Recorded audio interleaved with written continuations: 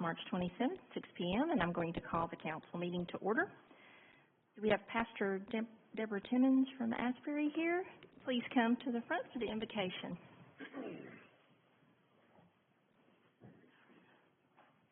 Let us pray. O most loving and merciful Father, we thank you so much for this day, Lord. And we are so grateful for the many blessings that you have bestowed upon us. Bless this meeting. Bless the leaders of this great city of Madison. Bless us, O God, individually and collectively. We pray in Jesus' mighty name. Amen. Amen. Thank you. Please join me in the pledge. I pledge allegiance to the flag of the United States of America and to the republic for which it stands, one nation, under God, indivisible, with liberty and justice for all.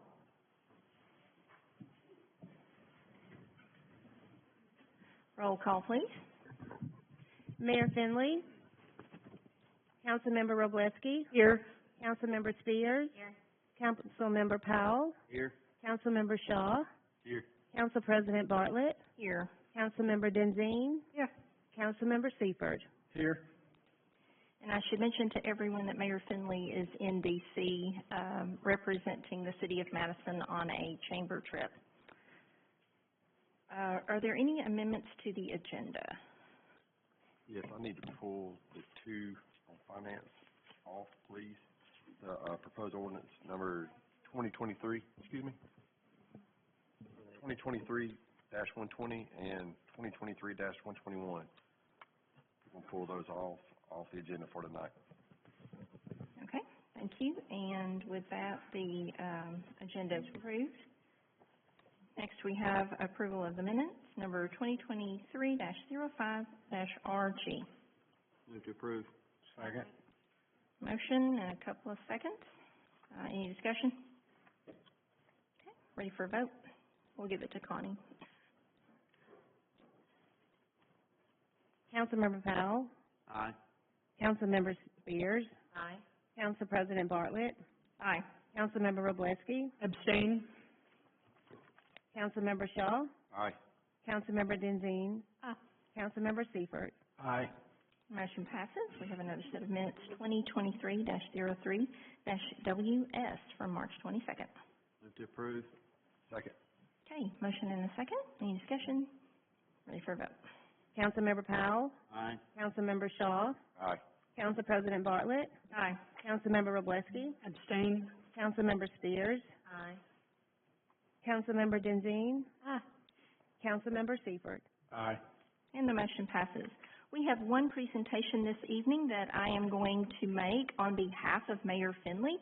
It is for the Women's Business Council designating March 30th, 2023 as Women-Owned Business Day.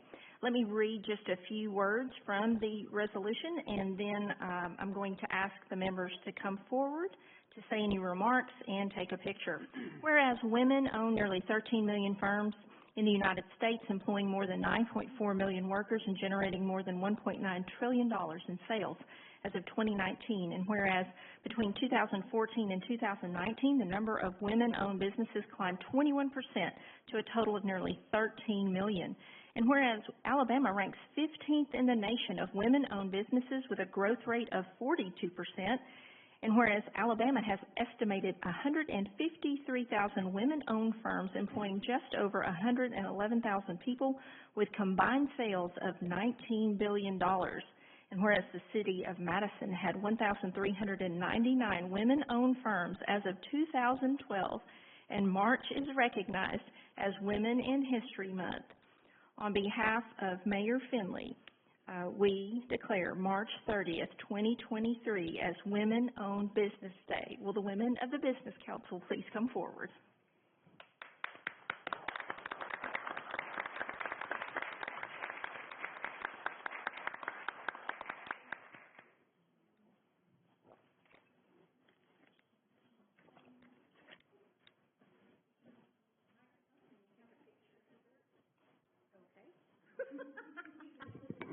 Okay. on behalf of the Women's Business Council with the Huntsville-Madison County Chamber of Commerce, we graciously accept this proclamation because women-owned businesses are a part of the small business economy, and if you know anything about business, small businesses drive the local, regional, and national economy. So if you know a woman-owned business, especially in the city of Madison, please give them your patronage. Find a reason to go and shop with them because women really care about taking care of their customers. So again, thank you on behalf of the Women's Business Council from the Huntsville-Madison County Chamber of Commerce. We sincerely appreciate your consideration of us in this honor. Thank you.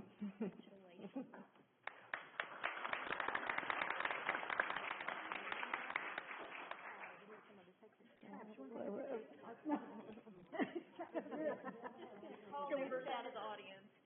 You don't want to come to the front?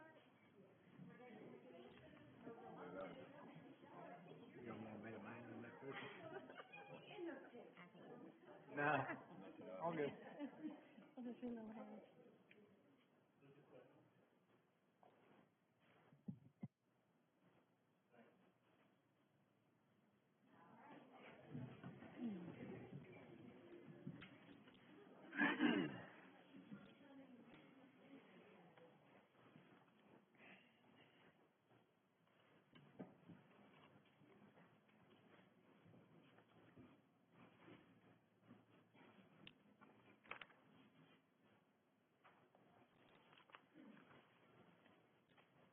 Okay, and that is our only presentation for the evening. We will now move to public comments. All comments are limited to 3 minutes.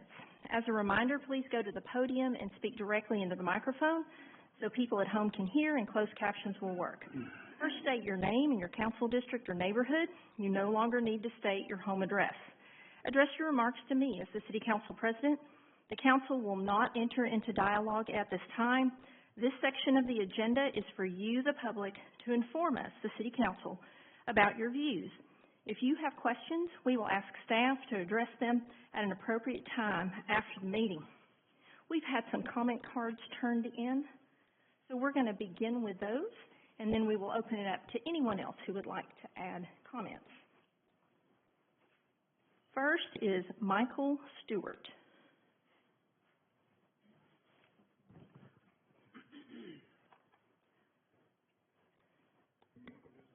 Oh, I'm sorry. I should have done that for you. Yes. My name is Mike Stewart. I came back from Germany and bought my house in '87. It was over here on Bibb Drive.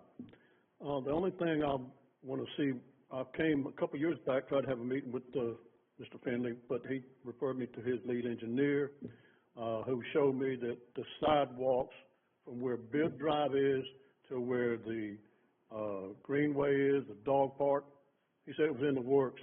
But then I met Mr. Shaw one day on my street, and he said they're just waiting for money. I raised four kids, and I had 7 grandchildren and 2 great-grandchildren. So you can imagine what it is to load up all these bikes and everything. But that little bridge right there at Whittle Creek that's very dangerous. So and even to take the dogs to the dog park. My daughter, my grandson lives at home with me. It's just not safe. So I'm trying to figure out when and possibly if they can do this. And if I can get Mr. Shaw to give me a call or come by and see me, I'll be willing to talk to him about it. So, and that's all I got to say. I spent 21 years in the Army, 19 in federal government, so I don't even know how to spell a word, what y'all are doing now is W. And I'm not looking for no work. That's it. So thank you very much for your time. Yes, sir. Appreciate you. Thank you for your Yes, sir. service. I'll give you a call. Thank you for coming. I have your card, and I've given this to Councilmember Shaw, so he can return your call. I appreciate you. All right, thank you. Next, we have James Ross.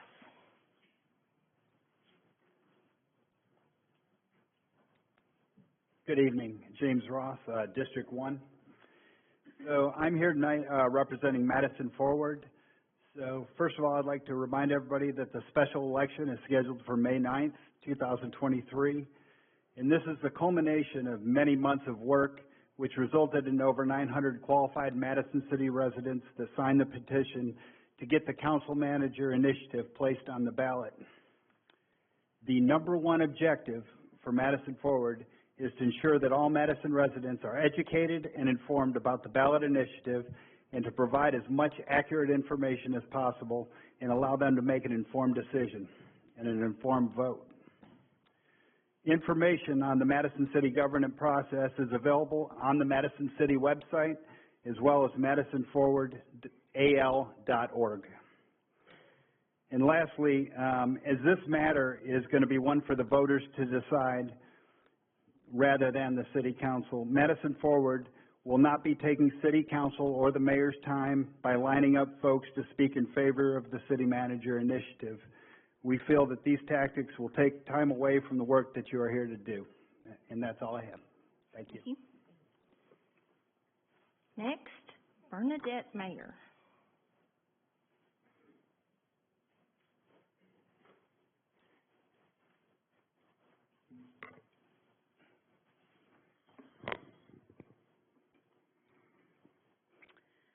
Okay, I'm Bernadette Mayer, District 5, live in Heatherwood, Renee Bartlett.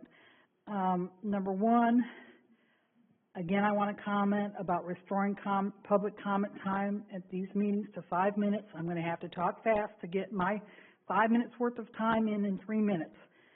But I really want you to truly listen and not think that you know better, because obviously people are coming to you, and I'm coming to these city council meetings to try to get some points across. I just want to say that Mayor Finley had the bias committee put together the government transition committee report with biased information gathering, encouraging citizens to move forward on this position, and special election is now set. The comment, oh, that we know better. Madison residents do not want to have higher costs to run the city by a city manager that doesn't have direct accountability to us. Added bureaucracy, a bureaucracy nightmare. Number two, again, I want to comment from last council meeting about organization, structure, and use of Madison Visionary Partners. It's not needed. There's transparency issues, huge red flags. Number three, again, I want to comment about updating population growth projections with current information and with shorter time projections. Example, there was a lower school population growth this past year. I'm sure that was not expected, but the correct timing planning of the next school project. The delay in the middle school opening didn't cause overcrowding in the current schools. I believe the plans are premature for the elementary school $58.4 million bond approved by the appointed school board. If Space Command location is announced for Redstone Arsenal, Madison will certainly have some housing demand from it, but it will be spread around the area. Number four, again, I want to address city debt, pushing for development over a sound fiscal plan.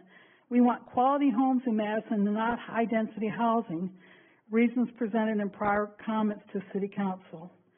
Number five, Mayor Finley's February 27th newsletter, he stated, no telling what flooding problems we might have. Well, developments on the 100-year floodplain, maybe some of the general community aren't aware of where the floodplain is, and proper city planning over shoddy push for development.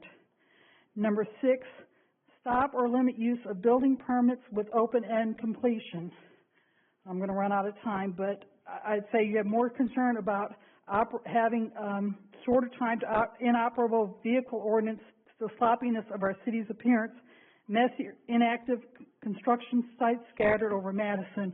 And I'm out of time, but the last point was going to say I was pleased. Ma'am, I'm sorry, you're out of time. Thank you.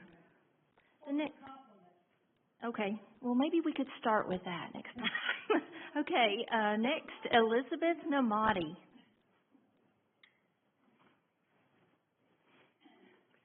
Hi, I'm Elizabeth Namadi. I live in Council District 3, and I want to thank you all for your service. And I would like to offer a positive vision for government, a little aspect that I was thinking about, and also tie it into why I believe a city manager is not a good move for us. The positive vision of city government I have is that city government should protect our God-given right to life, liberty, and pursuit of happiness. And happiness does not mean consumer goods and pleasures. It means we have a right to work hard, create business for ourselves, and form homes, families, and churches. It was great to see the ladies up here celebrate and, you know, have their businesses celebrated, their small businesses celebrated. We don't want to own nothing and be happy. We want to own homes and we want to own businesses. And your mission should be to protect these freedoms. You should work hard to protect our rights to own property and to buy and sell and go places. Madison could be a place where its citizens are known for their innovation, where they're creative small businesses. And we don't need central planners to plan that. We need you to protect our freedom to do it ourselves. Sadly, what I see more and more are barriers. We have centralized planning and government-run economic development right here in Madison. You seem to be preferring big developers and big chain businesses. I live right by town Madison, and I'm enjoying all the businesses, but as I looked at Kava, I was looking forward to Kava coming. I looked at their website to see when they're opening, and on it, it says they do unconscious bias training. So for all the big chains that are opening up here, you're actually restricting the opportunities of local people to have their conscience respected. It's promoting woke ideology, which is what the unconscious bias training means. If we have small businesses, we have freedom. Everything feels big now and feels like we're getting smaller and smaller as people, as citizens. I don't see how that having a city manager would increase our freedom. The advocates say that the city manager would run the city like a professional, like a business. But the city is not a business that tries to attract customers. It's a government that has a right to use force against us if we don't pay our fees and taxes. That's not a business model. Let us start the businesses. You should guard our rights. I believe that keeping our current form of government would guard our rights better than changing to the council manager form. I'll be looking for you to guard our rights better, and I'll be voting no. Thank you. Thank you. Thank you, Ms. Namati. Kathy Patrick.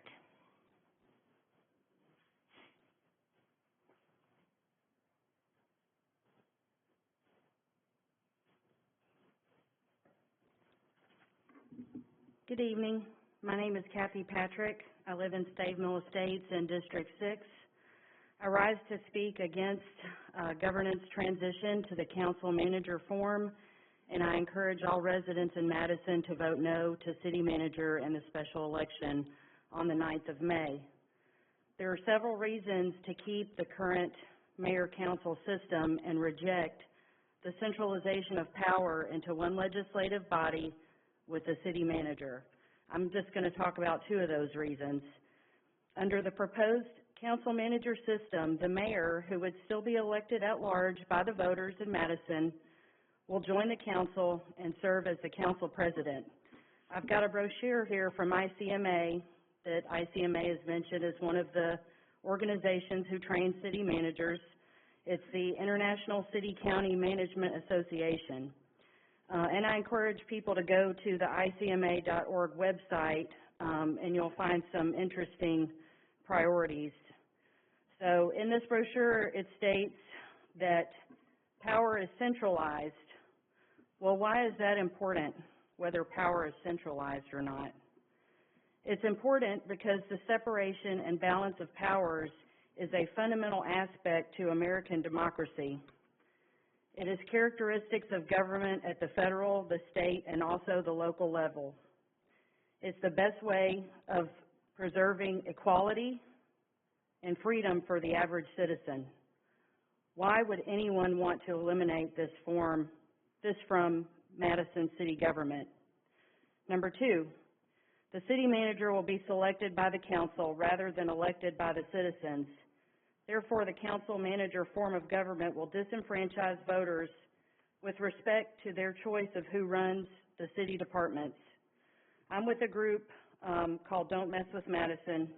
We've been getting yard sign requests through social media. And I'd like to read some comments from one of the residents who requested 2 signs today, one for him and one for his son.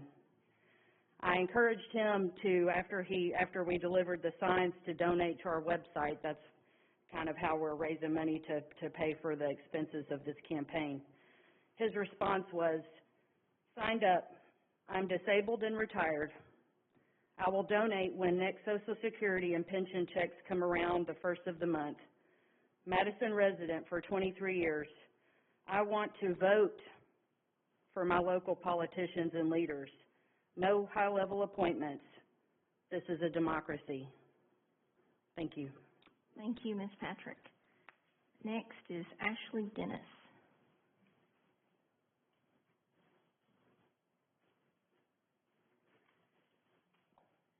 Okay. Ashley Dennis, District 7. It's hard for me to get here on Monday nights with my kids' schedule, but I felt it was really important to comment on the recent interviews for school board appointment. As a concerned parent who does attend most all the school board meetings, along with other concerned parents who are trying really hard to right the educational ship, I'm finding it hard to understand how a city council that says board appointments are better than elected when you offer no transparency for the public during the process. In fact, 2 of your interview questions for the candidates were, 1, do you believe an appointed board versus an elected is better for Madison? And 2, do you believe recordings of the BOE meetings should be archived, which suggests maybe that you yourselves are seeking for a more transparent school board? And yet this process was not at all transparent. There was no public notice given, and if there was a bit of a notice, it was very vague and had to be dug for in regards to a working session that was posted. It had to be searched for on the city page. There were no details listed as to what the work session was about. There was no list of candidates being considered posted. And shouldn't the public be given an opportunity to do their due diligence and research of the candidates and bring their thoughts and concerns to their councilman or woman? I only found out about the interviews through the grapevine, and I was actually a little part of the process, so I knew that I should be expecting them. During the interviews, there were no microphones, so we could hardly hear the candidates' responses. I can understand the setup to be more intimate and less intimidating. However, this is a public service position, so the public needs to hear and see. Leading to another point, why wasn't it recorded and live streamed for those who could not attend? Names were not announced before the interviews began, and I even had to call out from the audience after the first interview had taken place to ask the name of the person being interviewed, which then prompted the clerk to bring us in attendance a schedule of the list of candidates, and still moving forward, no names were announced before they were interviewed. Surely you can see if appointment truly is best for our city, and I'm not saying that it isn't, you who elect these individuals to shepherd our children, the most innocent and vulnerable of our population, and I suggest that this is the most important aspect of your job as councilman or councilwoman, you could do better. Be better to be more open and transparent for your city, for the parents of these children and youth. Our heads are no longer in the sand. We're watching and wanting better for our city, better for our children, and better for our future. Thank you. Thank you, Ms. Dennis. Next is Arthur Kirkendall.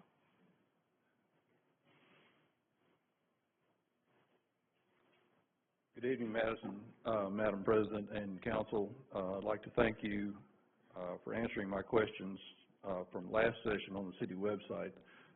Sandy Kirkendall, District 7. Had a few more questions. The Transition Committee presentation on the city website stated that the mayor would retain CEO capacity. This does not square with 1143A-16, which says, quote, the mayor shall preside over the council and be recognized as head of the city government for ceremonial purposes, but shall have no other administrative duties. Now, much of the Transition Committee information that is presented is opinion, as in a city manager will provide continuity. However, if the statement about CEO capacity being retained by the mayor is incorrect, as I believe it is, then the information should be removed from the city website or an appropriate disclaimer placed on it. One question that was not answered had to do with whether or not the city manager, if we go with that option, would be put under a contract. 1143.18 says that the mayor will appoint the city manager for an indefinite term and may remove him or her at discretion. However, the basic question is, will the city manager be offered a contract agreement such as appointment may be for an indefinite term? However, if the incumbent is removed after, in a period of less than 3 years, then there'll be some type of buyout. This is quite common for appointed officials, and our own city school superintendent is an appointed official who operates under a contract with a buyout. And one final question on a slightly different subject.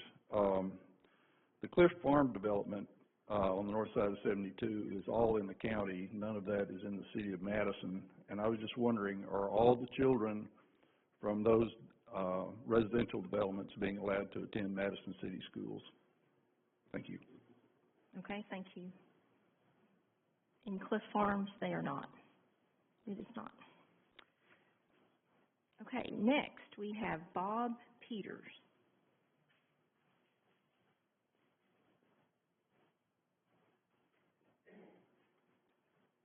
Good evening, everyone. It's a beautiful day, and it's a beautiful city we live in. I'm in District 6.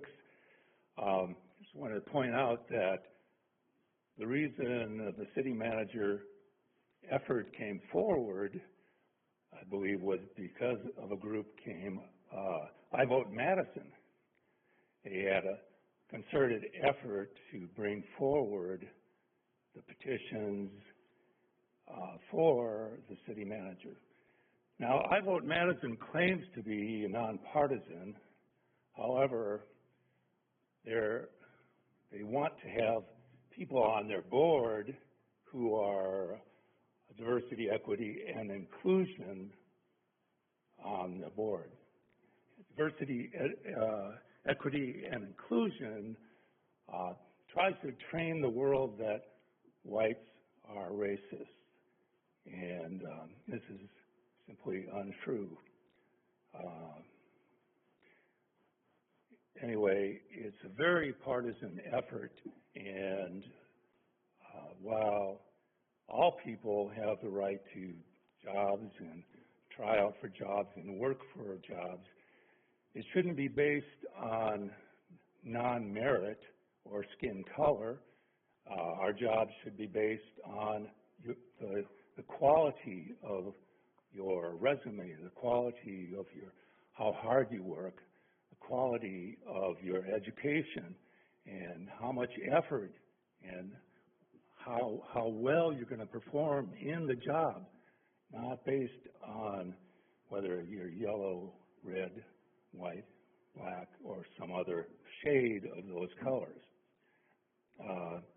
So I find it kind of strange that this I Vote Madison pushed for the city manager position and seemed to be instrumental in gathering signatures for the vote.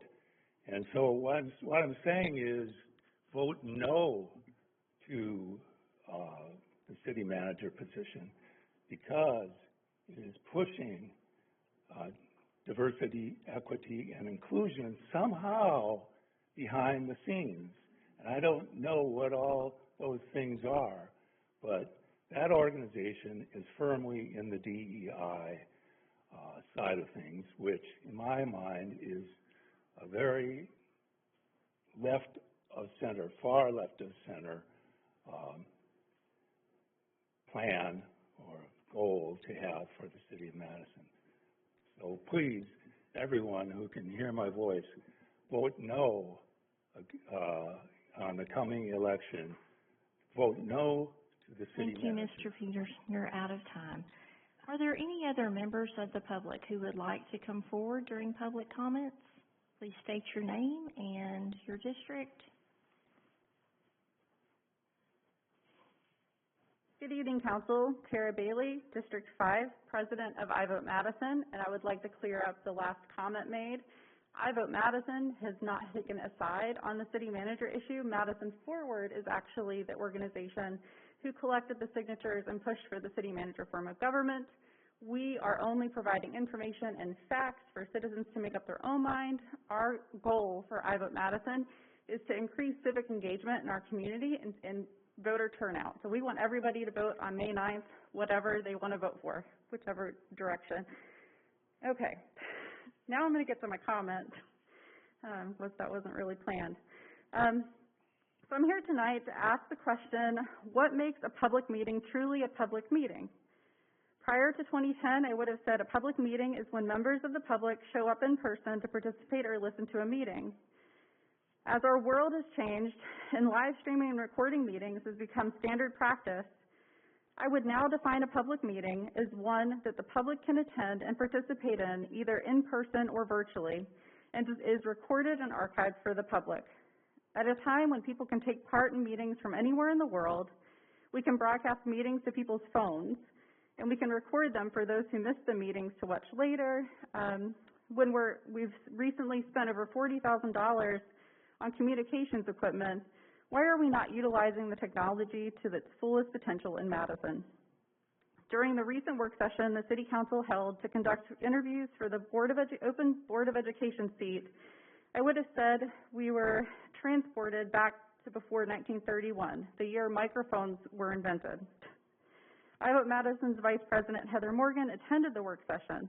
Although iVote Madison typically records work sessions, setting our camera up in the designated recording space determined by the council on the opposite side of the room from where interviews were being conducted wouldn't have worked well. Instead, Heather took notes to give residents the only account of what happened during these interviews. When she spoke up to say she was having trouble hearing the meeting, no accommodations were given.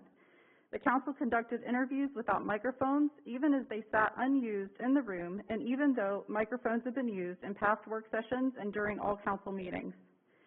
Our council appoints school board members so that the process is less political, but does that mean that the residents shouldn't get to hear the interviews of those individuals wanting to serve in this important position? When a school board is elected, residents get to hear from those running for election. Denying residents the ability to hear the interviews of those applying to be on the Board of Education, when that is the only glimpse we're able to see of those wishing to take on this important role, is not inclusive or transparent. Being able to see the questions and answers and understand how the council chooses to vote on those nominees may inform a resident's decision when voting in the next municipal election. Thank you, Ms. Bailey. You're out of time. Is there anyone else who would like to address the council? Please come forward.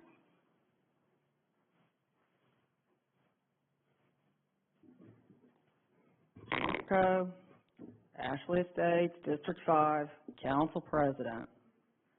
I will be discussing council manager, special election, transparency. Government transition. It lacks transparency. To begin with, you still have not defined the problem. What problem is the council manager going to solve? The process for changing the government according to the Council Manager Act has left us with too many unanswered questions. Will the process for hiring a manager be conducted out in the open, in public? Will there be an open town hall where citizens give input? We still don't know how much the salaries will be for the manager or the mayor. How many assistants will the manager have? Will the mayor have an assistant? Your fact page cites a subsection of Alabama Code 1143A 28-2 that states the manager is hired for an indefinite term. That's a sobering thought, because the truth is the council might like the manager, but the citizens would not have access to this individual. So a city manager would have the authority to appoint and remove all officers of the city, including city employees, according to your fact page 1143A 28-2. The manager may remove the city clerk, the city attorney, and the police chief. Is that okay with everybody? Talking points that this new framework will promote transparency is folly. How will a corporate board-style government, an analog to the Board of Education, promote transparency? Is the school board required to follow Alabama's Open Meeting Act? It occurred to me when I attended the work session last Wednesday, Council President Bartlett conducted interviews for appointed board members for the Board of Ed without microphones. Why? A citizen with a stake in the school board asked for accommodations, and Council President Bartlett refused. They couldn't hear. I personally don't care. I'm not the one that moved here to Madison for the Board of Education. To that end, the Board of Education does not provide an attractive framework for public government. It lacks transparency. Do they publish annual audits? Tonight's agenda item, this was under finance. I might as well go ahead with it because it'll be on here next, 2 weeks from now. Ordinance 2023-120 amends the city code to allow non-recurring monthly items, including installments on large projects, to bypass the public approval process at City Council. This takes business of the city out of the public view. It lacks transparency. And in summary, the special election to be held on Tuesday, May 9th, I respectfully request that in addition to machine counts, that the ballots be counted by hand. This might go towards restoring. Out of time. Thank you. Would anyone else like to address the council? Please come forward, state your name.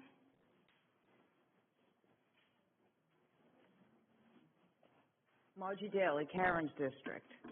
Okay, so 313 Resolution 094 and 095, Alabama League of Municipalities, Registered National Lobbying Group. Why must the tax dollars pay for 3 council people to be lobbied at the national group that has destroyed cities across our nation? If you need a retreat and want to be influenced on an economic white elephants and money pits, you should use your own dime. Our debt is exorbitant. We need a forensic accountant. Street lights need to be corrected. We paid $6 to $8 million plus a consultant. Let's look at the contract. Wasn't he supposed to consult on whether our streets would have black holes, be safe, cause fatalities on the roads? Mill Street construction site has unsafe conditions, disrespect for the cemetery, City Hall, surrounding neighborhoods, water and electric. We lose electric intermittently. It's perplexing. 3 weeks, no workers on any of the city construction sites. Why? Why are we approving these plans if there's no workers to work on them? Okay, since you took this out, the ordinance 120 and 121, which takes all transparency out of the Finance Committee. What is that about? We haven't voted on the city manager yet. You're implementing it. These are tax dollars, and we deserve transparency. Contained in the ordinance, it says we need to hire an attorney to get court action to see the regular budget items. Upon council yes vote, one person reviews all the finances. No respect for constituents, safe roads, lighting sufficiency, simple services. City manager, a desperate attempt to take our rights. Mark Jacobson mentioned city manager law was updated. It now dissolves our vote on who runs the city and eliminates separation of powers. Madison City Watchdogs has a local court hearing on the alleged violation of election law by Terry Johnson has been set for 10/10/23 in the Circuit Court of Judge Donna Pate. We have filed a motion to stay the election. How can this go forward? A city manager, desperate attempt to take transparency and our voted rights away. I hope enough voters see through this charade. Consolidation of power. Your time is up. Please be seated. Would anyone else like to address the council? Please come forward.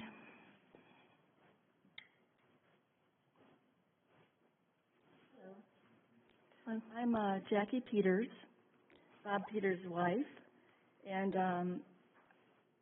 Kieran, of course, is our person.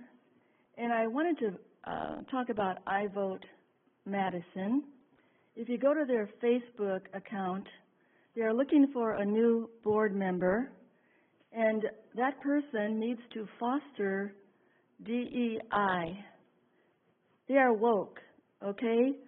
They are national. They have national activists here.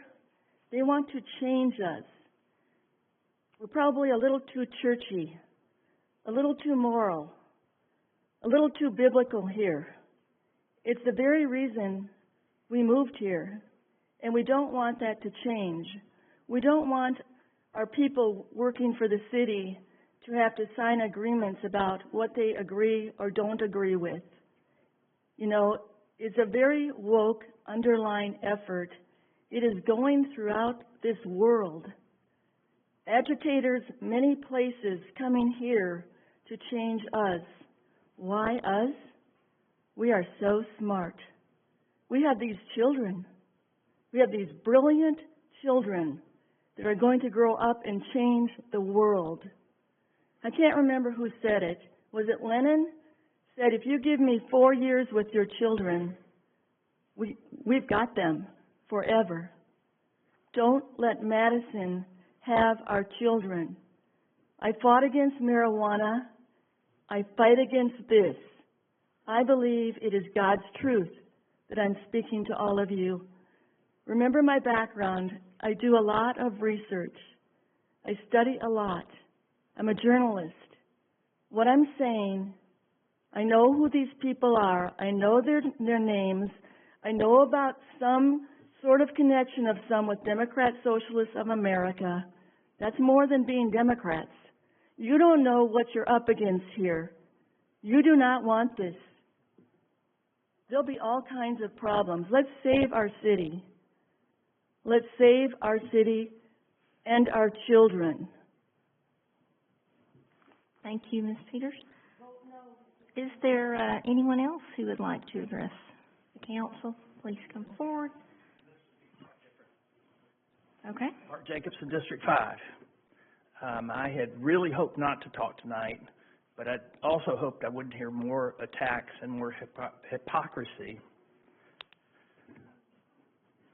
And there's been plenty of it up till now. So I'm not here to advocate, and I'm only representing myself, but I am here to call BS. We have a small group in town that should be more aptly named, Let's Mess with Madison. Let's seek to impeach the mayor. Let's try to decertify a school tax passed by over 70% of Madison voters. Let's change the governance process for our school system, which happens to be ranked one of the best in the nation. Let's file frivolous lawsuits to prevent Madison residents from exercising our right to vote. And you heard about right to vote a while ago. That's pretty hypocritical.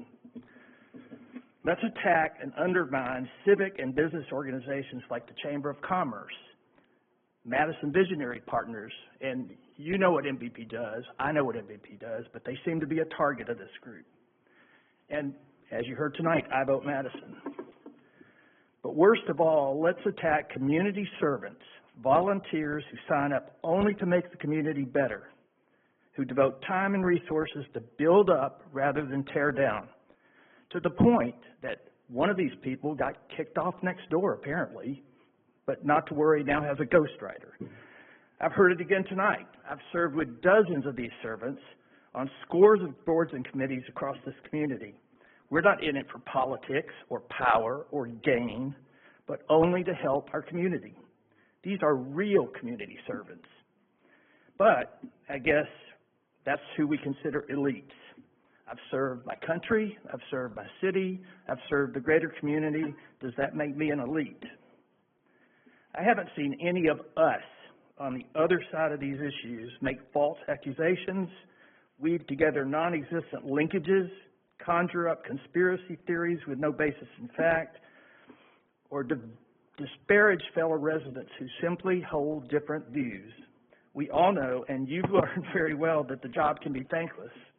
But these civic-minded people, including yourselves, don't warrant this hateful abuse. So I call BS. What has this group done other than complain about everything? This government, future government, school system, you were even blamed because of the winds that felled trees during a recent storm. If this group would spend their time and energy building up rather than tearing down, they could really have a positive impact. I do want to thank you because I know what you put into this to make Madison a great place to live. Oh, and if you ever find that Grafton corruption we all keep getting charged with, I'd love to know, because I've been looking for it for years. Thank you, Mr. Jacobson. Your time is up. Is there anyone else who would like to address the council?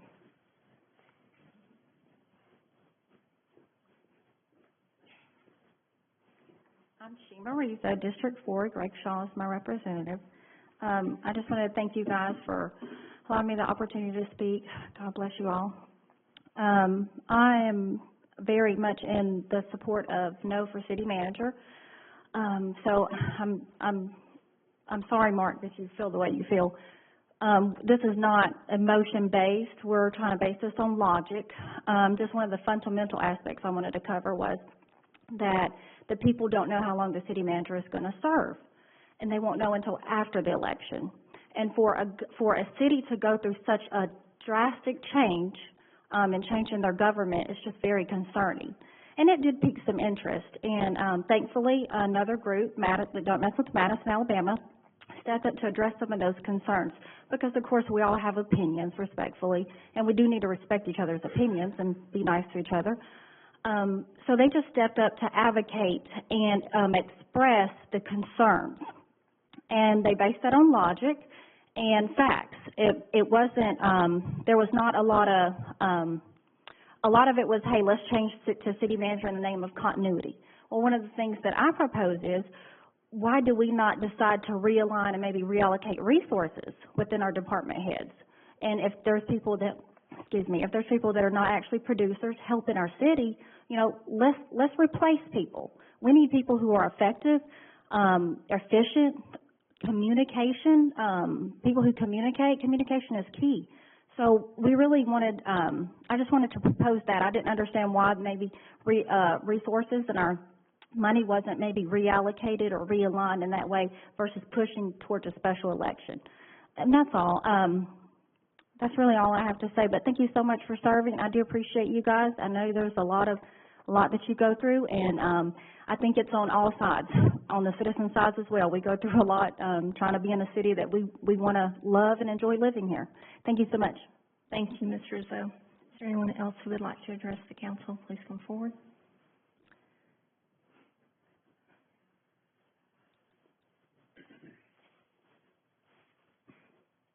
I'm Alan Sullivan, District 5. Councilwoman Bartlett is my representative. I really hadn't planned to talk tonight, didn't want to, but I kind of feel compelled to say something. One, I want to thank the 7 of you and Mayor Finley. I've seen some administrations come, and some were great, some weren't. You guys have done a great job of tackling the hard questions, many of the problems set by previous administration that just let developers do whatever they wanted to do. We now have before us a thing called city manager. I'm a member of Madison Forward. I think this is what we urgently need to do. There's so much disinformation that's been said on this. We're set to go out, and there'll be leaflets coming out and other things just to lay out the facts. I run a small company that provides engineering services to the government. When I look at who I want to work on a project doing rocket science, I pick an engineer who's been trained and has the experience. Here's a city, $60 million budget. Why wouldn't we pick somebody who's been trained and who is certified to go do that, as opposed to somebody that's just appointed on the side? People say that they get less of a vote. Actually, I think this gives them a better vote. Today, you all don't vote on who the assistant or assistants are to the mayor. He picks them as part of his budget. In this, you all get a vote on the city manager and how that runs. I think it gives the people more of a vote than they have today. So again, I don't want to take up all your time, but I want to thank you each individually and collectively. I think you do a great job, and I appreciate everything you do. Thanks much. Thank you. Is there anyone else who would like to address the council? Okay, we're going to close public comments. I want to make sure I got everybody. We are going to move to the consent agenda and finance committee report. We are also going to separate out item B for a separate vote, but keep everything else together. All right. So The Finance Committee has, reviewed all the periodic bills to be paid and found them all to be in order. So we'll vote on everything except for B, then we'll break B out separately. With that, I move to approve. Second. Okay, motion and second to approve the Finance Committee report. Any discussion on those items? I'll point out one of the donations, from Ms. DeWeese, is that how you say that? For a donation to the senior center. Okay. And with that, we have a motion and a second. Ready for a vote. Councilmember Shaw, Aye. Councilmember Powell, Aye. Council President Bartlett, Aye. Councilmember Wroblewski, Aye. Councilmember Spears, Aye. Councilmember Denzine, Councilmember Seifert. Aye.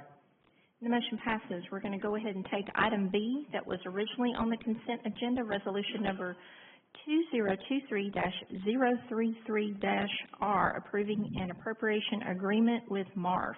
Is there a motion or a second? Move to approve. Second.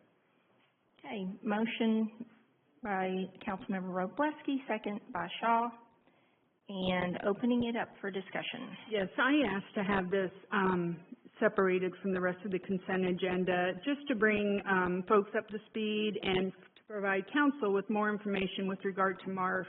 I want to thank Chief Gandy for giving me some information and want to give a little bit of background. MARF is the organization that we contract with annually to pick up all dogs and cats in the city of Madison that are lost. And there are mainly two different types. Sparky gets out, Sparky's mom and dad come to the city and pick him up. That is by far the number one calculated number. Most dogs and cats in the city that are lost are picked up. Annually, MARF has said in 2019 that they picked up 220 animals. They picked up 105. In 2020, they said that they picked up in their appropriation request 220 animals. They picked up 97.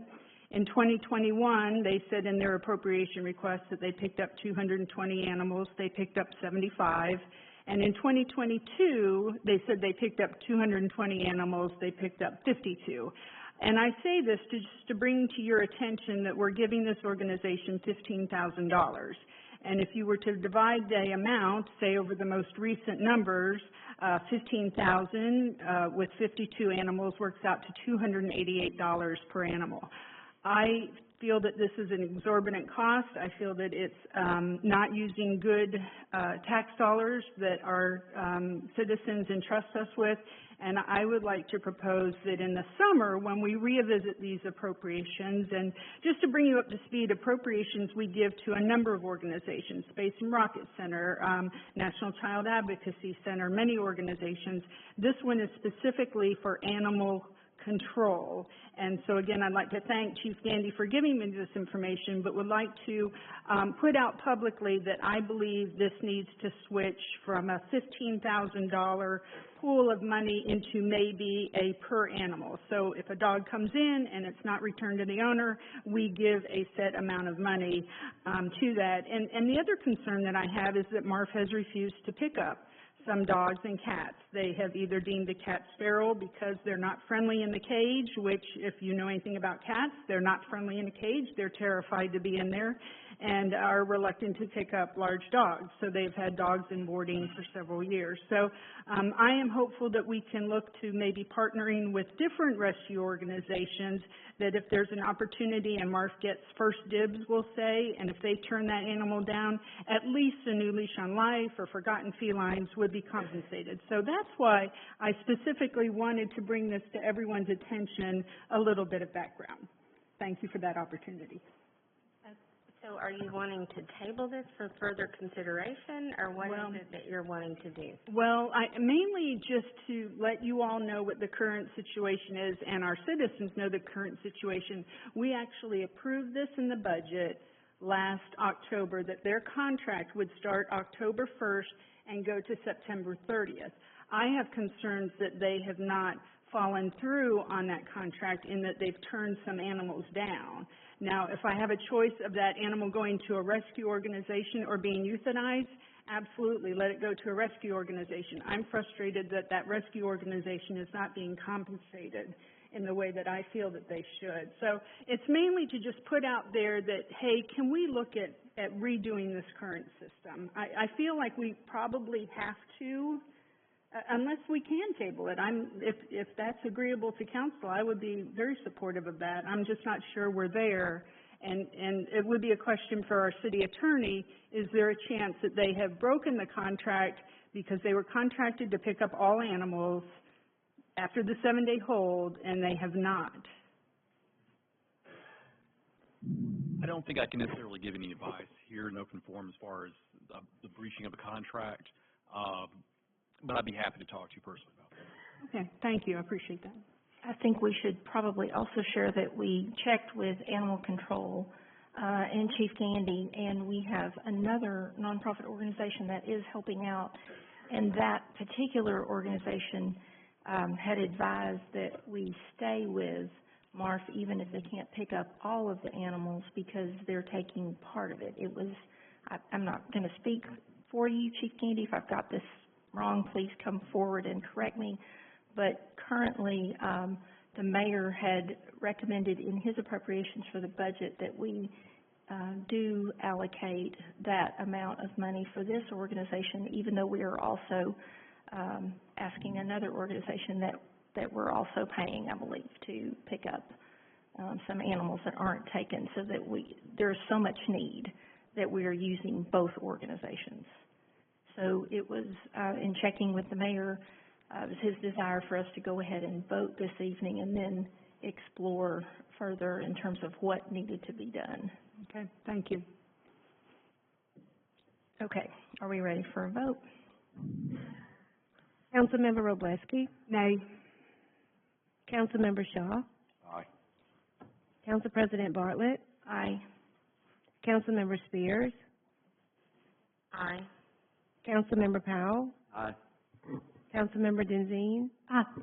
Councilmember Seifert? Aye. Okay, the motion passes. Now we're going to presentation and reports.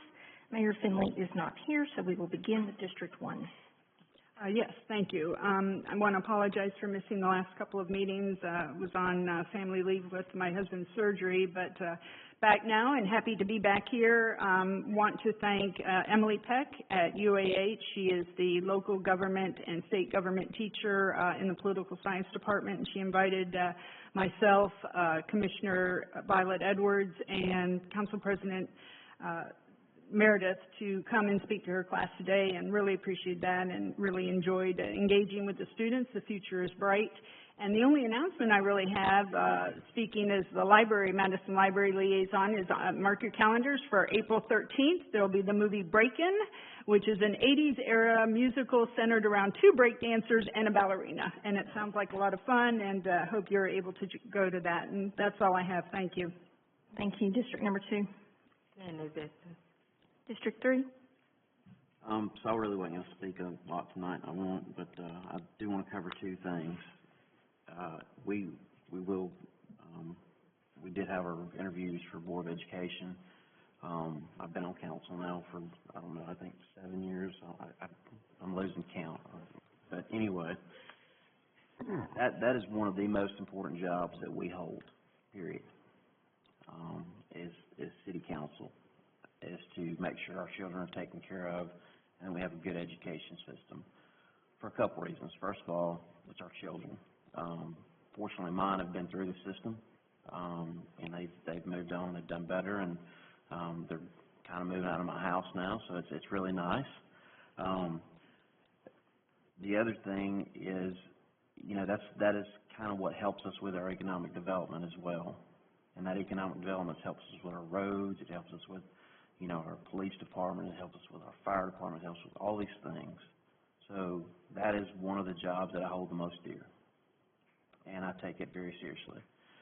And it's always wonderful to go through those interviews because the people I'm usually interviewing are nervous. I'm more nervous than them because they're smarter than I am. And I think that's a beautiful thing, that I'm able to serve in a capacity that I'm able to serve in, and other people are able to serve in a capacity they're able to serve in. And we all bring good things. And we're all not perfect. And I make mistakes, you know, and so does everybody else. So that's number one. Number two, you know, I think it's awesome that we have two groups here that are, you know, stating their opinion about vote no or vote yes or whatever. I mean, that's what our democracy is made on. And it doesn't cost anyone a dime to be kind to each other. It really doesn't.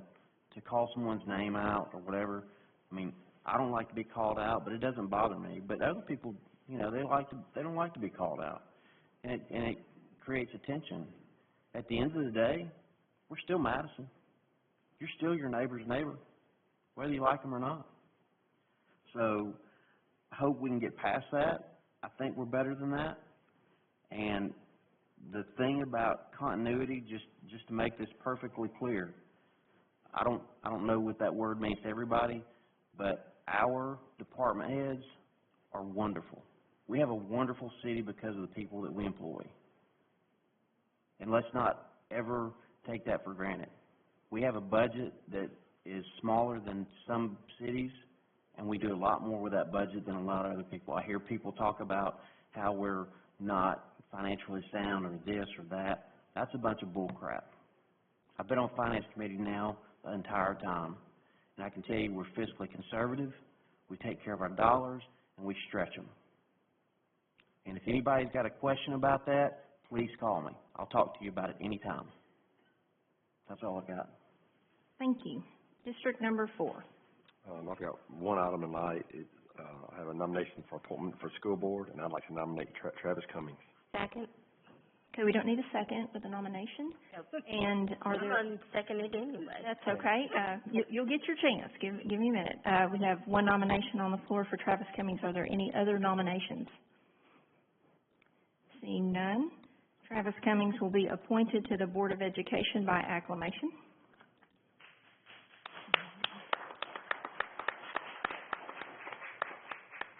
Anything else you'd like to address? May I say something really quickly about... Yes, that happened really quickly, so you go ahead. You may say. I will act really quickly. I had the pleasure of serving with Mr. Cummings, and he is one of the best school board members that we have. In the state, bar none. He cares about every single student. Not that the rest of our school board members are not awesome. That's not what I'm saying. Tim and Scott and Alice is back there too.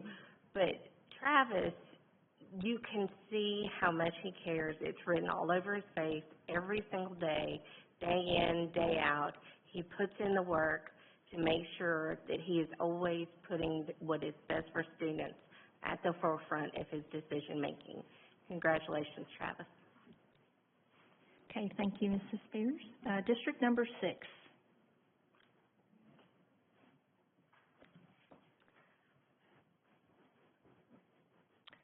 Where to begin? Number one, I am thrilled that the citizens are becoming engaged, are asking questions, are searching for the truth and deciding what they want as far as the city manager, whether they want it or not. And I'm happy that there is that instead of people not caring at all. I'll just leave it at that. The Madison Police and Citizen Advisory Board, we are looking for applications. Applications close on April 12th for Districts 2, 4, and 6. We have several in, at least for District 6. I will be talking to each of the applicants, and that is our job to appoint. It's not something that I will do out in public because it's just my appointment. Also, they did have a special meeting, the Citizens Advisory Board, and they decided that it will be a full 4 terms for everyone. So now they'll be staggered, but everyone will have a 4-term going forward. There was discussion for just 2. So just want to let everybody know it is 4 if you are thinking of applying. The other thing that I have done recently was attend the partnership for a drug-free community. Their meeting was held last week. It was held at Wellstone Wellness Center. These are both excellent organizations. They support the city so well. They support those that have health problems, mental health problems, drug problems. They both are working so hard to overcome the addiction issues in our area. I was able to do a tour of the facility down at Wellstone. It is amazing. And anyone who has a need, who's in crisis, can go down there and do a walk-in. And they will evaluate. And they have beds for those that have to stay. They can put you off into different counseling. They have so many different options for people that are in need. So if you have a need, please reach out. Also, there is a number. We have 911 for emergency. It's 988. If you have a mental crisis, do not hesitate to call. They have, the suicide helpline and all that. Well, that was a lot of numbers. So now they have just 988 if you have a problem. They get about 100 calls a day here in this area. So please, if you have any issues, please reach out for help. We all love this community and we all want what's best for it and to help those in need. Also, on a lighter note, April 8th is the Easter egg hunt. It's one of those wonderful things that we do as a city. We all come together, we bring the little children, and we all have a great time. There are buses that are going to be running. I remiss, I did not find out is it coming from Bob Jones? Corey, is Corey there? It is from Bob Jones. Okay, so you can catch a bus to Bob Jones, because there's limited parking there. Hopefully, this year it will not be raining. It's rained the last 2 years. But even if it rains, we just hand out, the Easter bunny's there, and we hand out candies in the drive-by. So it's just a wonderful way for us to come together as a community in a way that's happy and we can all enjoy. And I do believe that's it. Thank you. District 7. I don't have any new business tonight. Okay, I have a couple of things just to update you what I've been doing in District 5, and then I have some questions I think we can answer that have been raised during public comments. First of all, I attended the Huntsville-Madison County Library Board meeting. As you know, I'm the appointed member from Madison on that board, and they had their audit, their annual audit. They received a clean bill of health. Everything is in order with the library system, so I wanted to share that. I met last week with members of the Huntsville Alumni Chapter of Delta Sigma Theta and answered any and every question they wanted to ask me about what's going on in the city, and I enjoyed doing that. I met with members of the HOA at Bradford Farms, and I want to thank them for sending us a thank you letter. We don't get that many of those. And so Public Works, Engineering, you got a shout out for helping them with some flooding that could have happened if you hadn't acted quickly. So they sent a letter of thanks, and I met with them on some other areas that they're working on in their neighborhood. I attended the Starbucks ribbon cutting on behalf of the mayor, who could not attend. And then Friday evening, Councilmember Spears and I attended the Madison Chamber Best in Business Award. Wow, our Chamber of Commerce is on fire, and they had small businesses represented, nonprofits represented, and I have to say, I didn't realize how funny Dr. Nichols was, but he presented some awards and did the opening, and he had us rolling in the aisle. So that was a lot of fun. And I was running back and forth Friday evening because with the Best in Business Awards, I was also helping set up for the City Chess Championship at James Clemens High School, which lasted all day Saturday and began Friday night. So I was dressed a little nicer than I normally am at a chess tournament Friday evening because I was having to run down to the auditorium at JC to help give an award. So that was a lot of fun. I wanted to share a bit of good news. Madison, if you have read the latest economic development, is tied with Homewood with having the lowest jobless rate in the state among large cities. We're just at 1.5% jobless rate. That is outstanding. I also wanted to say thank you to the Board of Education that I see here this evening. I know what your job is. I know how hard it could be, and it's only gotten harder and more challenging, but you volunteer. You serve without pay, and you run the gauntlet of a public interview, and that can be a little tough too. And I not only want to thank you for working for free for our kids, but I want to thank everyone who applied and who also interviewed. We had some outstanding candidates, and we got to hear what they had to think about a lot of issues, and I was so grateful for the quality and caliber of the applicants who keep applying and who keep coming out to serve for free. Now, I wanted to address a couple of issues that were raised during the Q&A, during the public comments, and one of the questions was about whether notice was given of the Board of Education interviews. And there was a flurry of messages that we were sent on Friday saying, is it true we didn't notice the Board of Education interviews? And we were answering those questions. And I'm just going to read one of the emails that our clerk sent in answer to that question. And she said, I've been asked to verify for you the posting of the notice of the City Council work session held on March 22nd, 2023. The notice was posted on March 3rd at 11:41 a.m. to the agendas and agenda packet area on the city website. There was not a packet attached, only the one topic agenda item Board of Education interviews.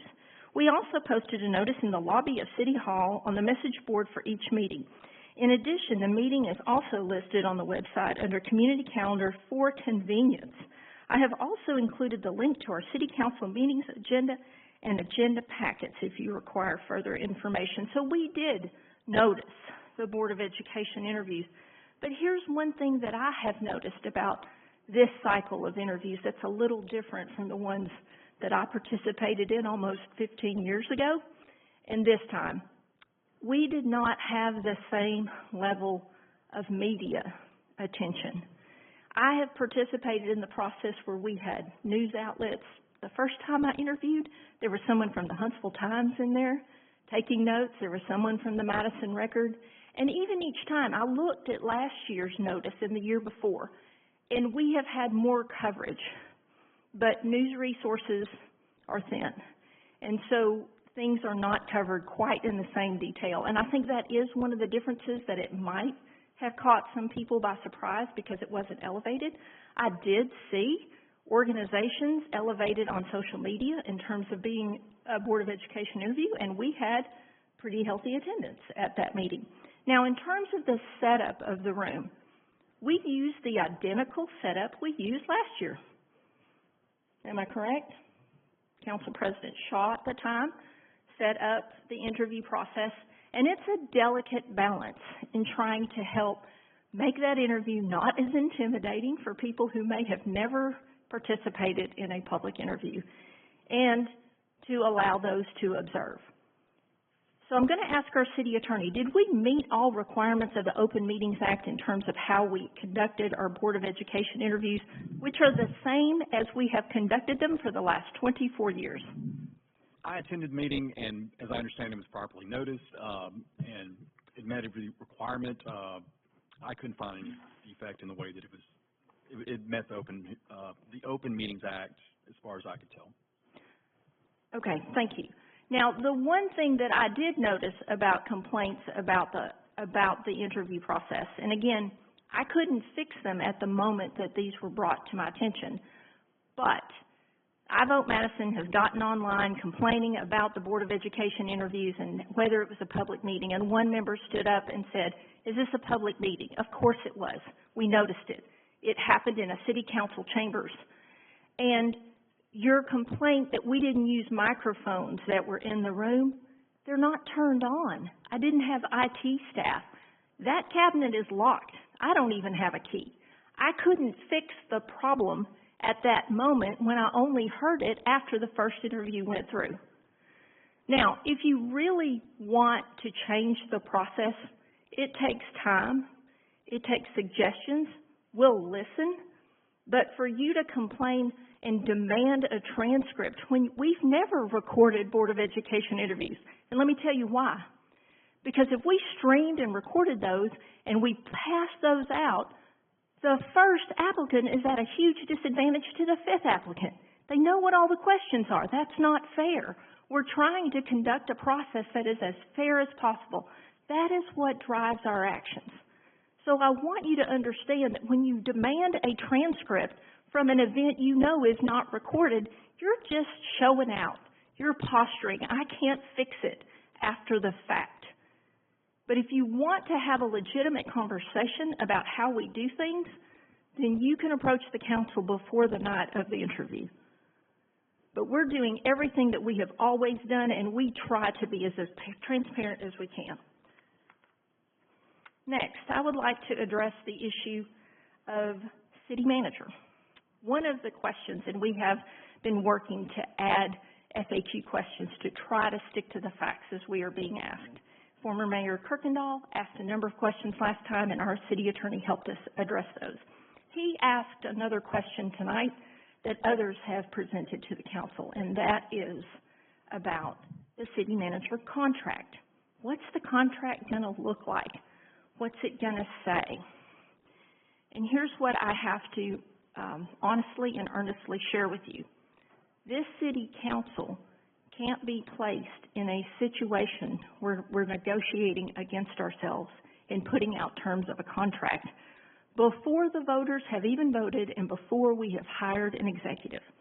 If you've ever engaged in negotiations for an executive contract, you negotiate terms and then you put it to paper. And of course, as in any contract that is entered into at the school board level or at the city council level, that would be made public when the time is appropriate. But we're not going to put terms out there that we're willing to negotiate and agree to this far in advance before we've even interviewed candidates. But I can promise you that if it is the will of the voters for us to hire a city manager, we will do our very best to hold an open interview process just like we did for police chief. We will do our very best to negotiate a contract that is in the interest of our city, and we will take those duties seriously if that is the will of the voters. And that's all I have. Now we will move to public hearings. Actually, ma'am, I have a board and committee appointment, please. Oh, I'm sorry. Yes, sorry about that. IDB, go ahead. That's okay. Yes, ma'am. So at this time, I would like to recommend the appointment of Mr. Ryan Brown to place 5 on the Industrial Development Board with a term expiration of November 22nd, 2028. Are there any other nominations? Seeing none, then he is appointed by acclamation. Thank you, ma'am. Okay, sorry about that. Now we're going to move to public hearings. We have 3 public hearings on the agenda this evening. The applicant or a property owner may go first, and they may have up to 15 minutes to present their proposal. Otherwise, we'll have it represented by staff. After that, anyone who received formal notice of the public hearing in the mail due to the property's proximity to the subject property will be able to speak up to 5 minutes. After that, general members of the public may speak up to 5 minutes each. Good evening, the Revenue Department. We have 3 items for public hearings this evening. The first one is resolution number 2023-105-R, and this is a request from RC Creations Incorporated, doing business as Madison IGA 1. The business has requested an off-premise beer and wine license for their location at 8064 on Madison Pike. The reason that this business is applying for an off-premise beer and wine license at this time is because the business has been sold and is under new ownership. And everything is in order for this to be considered. Do we have anyone from the property here to speak, or are you representing? Okay. We're going to open the public hearing. Is there any member of the public who would like to speak? Seeing none, we will close public hearings. Next, we have resolution. Oh, wait. We want to vote. Yep. Okay. Okay, we have a motion by Councilmember Shaw, second by Seifert. Ready for a vote? Councilmember Shaw? Aye. Councilmember Seifert? Aye. Council President Bartlett? Aye. Councilmember Wroblewski? Aye. Councilmember Spears? Aye. Councilmember Powell? Aye. Councilmember Denzine? Aye. Motion passes. Next. Next, we have resolution number 2023-106-R, and this is a request from our SRH Group Incorporated, doing business as Madison IGA 2, for an off-premise beer and wine license for their location at 5211 West Triana Highway. And the reason that this business is applying for an off-premise beer and wine license at this time is because the business has been sold and everything is in order for the City Council to consider this request. Okay, we're going to open public hearings. Is there any member of the public who would like to address the council? Seeing none, we'll close public hearings. Ready for a motion? Move to approve. Second. Okay, motion by Wroblewski, second by Powell. Ready for a vote? Councilmember Wroblewski. Aye. Councilmember Powell. Aye. Council President Bartlett. Aye. Councilmember Spears. Aye. Councilmember Shaw. Aye. Councilmember Denzine. Aye. Councilmember Seifert. Aye. Motion passes. Next. The last item we have tonight is resolution number 2023-129-R, and this is a request from Circle K Stores Incorporated, doing business as Circle K, store number 2706482. They requested an off-premise beer and wine license for their location at 8464 Madison Boulevard. And the reason that Circle K is applying at this time is because this is a new business opening in Madison, and everything is in order for this to be considered. Thank you. An open public hearings. Is there any member of the public who'd like to address council? Seeing none, we'll close public hearings. Move to approve. Second. Motion and second. Ready for a vote? Councilmember Powell. Aye. Councilmember Wroblewski. Aye. Council President Bartlett. Aye. Councilmember Spears. Aye. Councilmember Shaw. Aye. Councilmember Denzine. Councilmember Seifert. Aye. Motion passes. Thank you so much. Thank you. Engineering.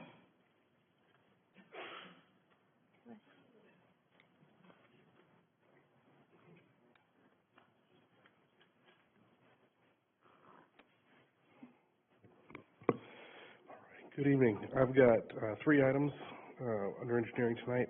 Resolution number 2023-107R. This is to authorize a professional services agreement with SNME for additional topographical survey along Balch Road between Neldabrook Way and Gillespie Road in the amount of $12,800 to be paid from the engineering department budget. Move to approve. Second. Motion and second. Any discussion? Ready for a vote? Councilmember Wroblewski. Aye. Councilmember Powell. Aye. Council President Bartlett. Aye. Councilmember Spears. Aye. Councilmember Shaw. Aye. Councilmember Denzine. Aye. Councilmember Seifert. Aye. Next. Okay, next I have resolution number 2023-114R. This is authorizing a professional services agreement with Sane Associates for legal description, preparation, and surveying services on the Browns Ferry box culvert replacement in an amount not to exceed $4,755 to be paid from the engineering department budget. Move to approve. Second. Motion by Powell, second by Denzine. Any discussion? Ready for a vote? Councilmember Powell. Aye. Councilmember Denzine. Aye. Council President Bartlett. Aye. Councilmember Wroblewski. Aye. Councilmember Spears. Aye. Councilmember Shaw. Aye. Councilmember Seifert. Aye. Motion passes.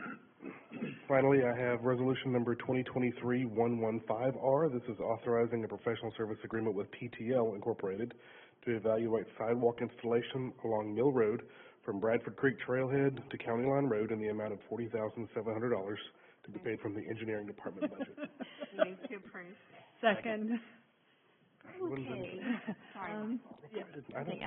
We are very excited about this project. I think it's been on Councilmember Shaw's radar since August of 2016, and this will be a huge benefit, quality of life for our community.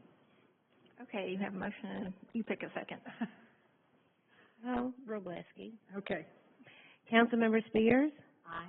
Councilmember Wroblewski. Aye. Council President Bartlett. Aye. Councilmember Powell. Aye. Councilmember Shaw. Aye. Councilmember Denzine.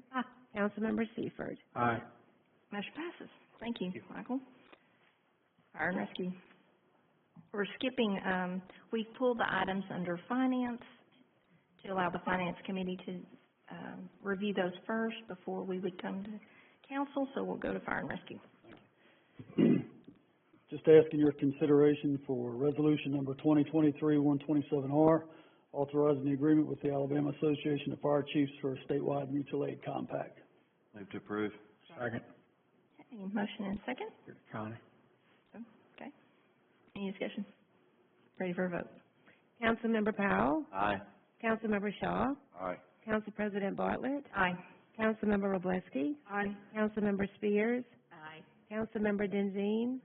Councilmember Seifert. Aye. Motion passes. HR. We're so glad to have you back.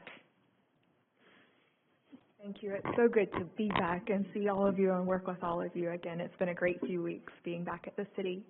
And tonight I have one item for your consideration. It's Resolution 2023-122R to approve changes to the city's job classification plan. And this is to follow up on some job description approvals that the HR committee made earlier this evening. And those positions are the new administrative planning and bidding coordinator position for the planning department, senior dispatcher positions for the Madison Police Department, and a Mars van lead driver position for the Parks and Recreation Department. And each of those will be going up a grade to increase the compensation to match the training and supervisory duties that each of those roles will have from now on. Move to approve. Second. Motion is second. Any discussion? I just wanted to add that HR committee unanimously recommended this resolution. Thank you. Ready for a vote? Councilmember Wroblewski. Aye. Councilmember Powell. Aye. Council President Bartlett. Aye. Councilmember Spears. Aye. Councilmember Shaw. Aye. Councilmember Denzine. Aye. Councilmember Seifert. Aye. Motion passes. Thank you, Megan. Planning.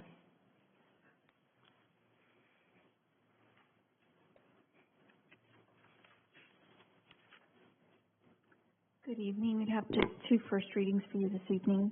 The first is proposed ordinance number 2023-118, and this is for vacation of two portions of utility and drainage easements at 3 Park Preserve subdivision, and there's a second exhibit that goes with this as well.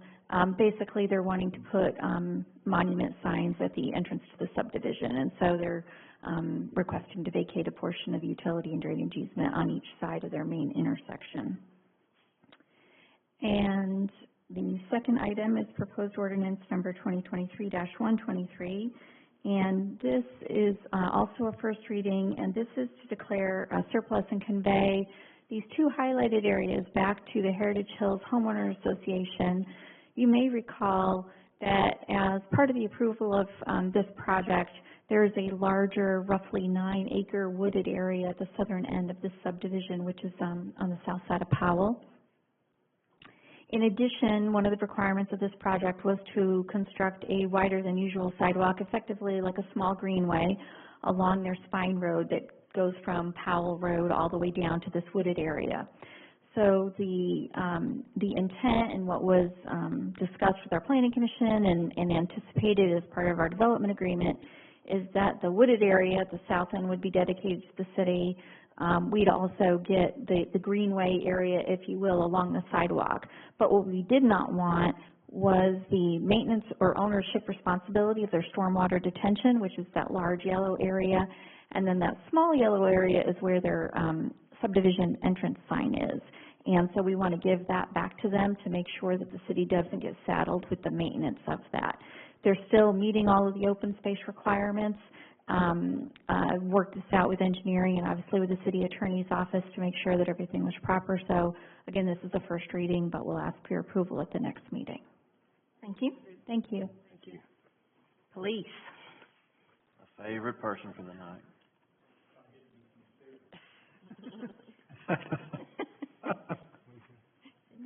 Right, the first is proposed ordinance 2023-085, and it's a first reading. We had this initially up last time for wrecker regulations, and we had to go back and revise some of those to give them a more realistic schedule and cost, considering how costs have gone up for everybody. So just the first reading on that one. Do you need us to suspend the rules on this? Do you need this in place now? No, sir. No, I think we can go forward with it. Okay. The next one is 2023-112R. It's authorizing memorandum of understanding with Crisis Services of North Alabama for community collaborations. And essentially, it spells out services where they'll come out and they'll ride with us. We'll do joint training. They train our officers and how to investigate different types of domestic situations, and also to implement a unique new plan, which I can't really talk about in public, that should provide more safety for domestic violence victims, and we're the first in the state to implement this program. Move to approve. I'm sorry? Karen's got the motion to approve. Do I have a second? Sure. And Maura's got the second. Ready for a vote? Councilmember Denzine? Aye. Councilmember Wroblewski? Aye. Council President Bartlett? Aye. Councilmember Spears? Aye. Councilmember Powell? Aye. Councilmember Shaw? Aye. Councilmember Seifert? Aye. Motion passes. And the final item is, proposed ordinance 2023-124, another first reading, and that's just changing some wording on removing, inoperative vehicles. So people should have junk cars moved out of their neighborhoods a lot quicker now, from 7 days to 48 hours. Very good. Okay. Chief, can I ask one question? On the Police Advisory Committee, my guy, I saw him at Kroger, and he's like, by the way, I'm done. And I understood that the odd districts were going to be 4 years, and the evens were 2, and that way the 2, 4, and 6 are up. But my guy said he's up. Is he up? And I reappoint, or? I think Brian's got that answer. Oh. It's in the resolution and that set it up in the first place. Okay. Do you want to address that, Mr. Yeah. Moore? I can give you the answer to that, and unfortunately, I don't have the resolution here in front of me to remember precisely who had what, but I had sent an email out, I think, earlier this week that showed everybody and when they came off. I didn't get that. Okay, I'll make sure I send that to you as soon as I Thank get you. back to the office. Thank you, I appreciate that. Thank you. Okay, is that it? That's it. All right, any other announcements? I've got one piece of miscellaneous business.